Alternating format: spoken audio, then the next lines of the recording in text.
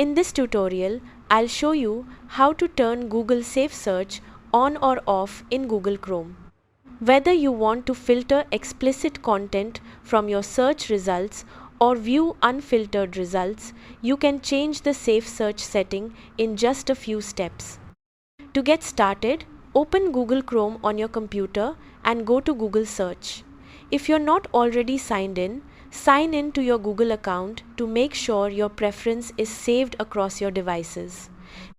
Next, click Settings at the bottom right of the Google Search homepage, then select Search Settings. You can also access the Search Settings page directly from a Google Search Results page.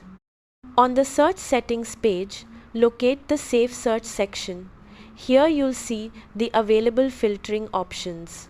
To filter explicit content from your search results, turn SafeSearch on by selecting Filter. This hides explicit images, videos, and websites from Google Search whenever possible. If you prefer to see unfiltered search results, turn SafeSearch off by selecting Off. Depending on your region or account, you may also see a blur option, which blurs explicit images while still allowing them to appear in search results. After selecting your preferred option, your changes are applied automatically. If a Save button appears at the bottom of the page, click it to confirm the new setting.